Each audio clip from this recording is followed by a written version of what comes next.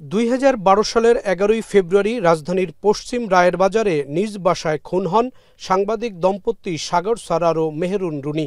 এই হত্যাকাণ্ড জাতীয় ও আন্তর্জাতিকভাবে আলোড়ন তৈরি করে। হত্যাকাণ্ডের পরই বিচারের দাবিতে সোচ্চার হন গণমাধ্যম কর্মীসহ বিভিন্ন শ্রেণী পেশার মানুষ।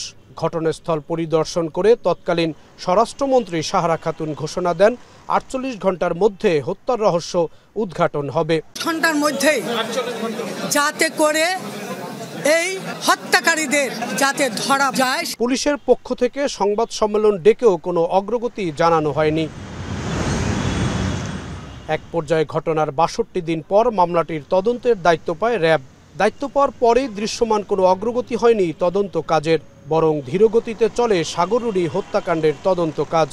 এ পর্যন্ত 113 বার তদন্ত প্রতিবেদন দাখিলে ব্যর্থ হয়ে বারবার আদালত থেকে সময় নেয় এই এলিট বাহিনীটি।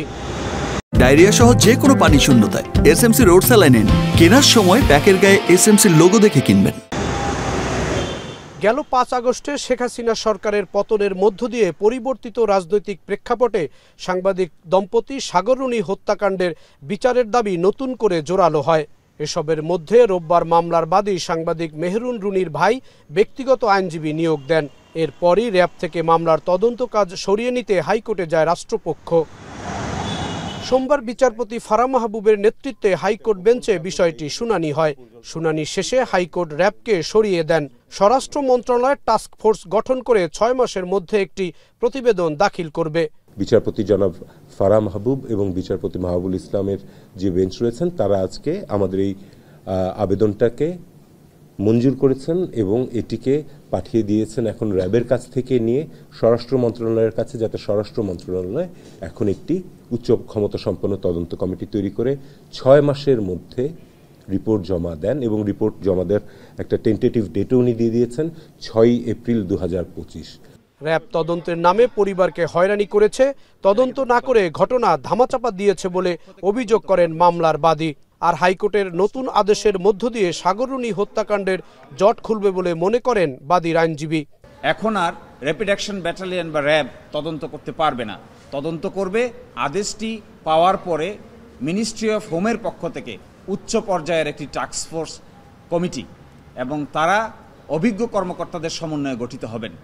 আশা করা যায় এই প্রক্রিয়া তদন্ত অগ্রসর হলে যে ক্লুগুলো আমরা পেয়েছি, আরও যে সমস্ত কনফিডেন্সিয়াল ডকুমেন্ট আমাদের দেখার সুযোগ হয়েছে, আশা করা যায় এরই মাধ্যমে দীর্ঘদিন পরে এই রহস্যের উন্মোচন হবে। র্যাব শুরু থেকেই তদন্তের কিছুই করেননি। তারা প্রথম দিকে আসলে আমাদের প্রেসারাইজ করেছে এবং পরবর্তীতে তারা আসলে মামলা নিয়ে কোনো কাজই করেনি। তো তাদেরকে বাদ দেওয়াটা আলহামদুলিল্লাহ আমরা খুব খুশি হয়েছি, এবং স্পেসিফিক কোনো বাহিনীকে না দিয়ে এই বিভিন্ন আপনার যারা দক্ষ তাদেরকে নিয়ে যদি স্বরাষ্ট্র মন্ত্রণালয়ের টাস্ক ফোর্স গঠন করা হচ্ছে, এতে আসলে আমরা আশার আলো দেখছি।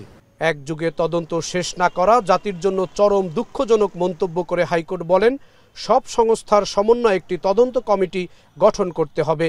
এই হত্যাকাণ্ডের এখন পর্যন্ত যে পরিমাণ তথ্য উপাত্ত আছে তাতেই রহস্য উন্মোচন করা সম্ভব বলে মনে করছেন আইনজীবীরা। জাহিদ হাসান, এখন, ঢাকা।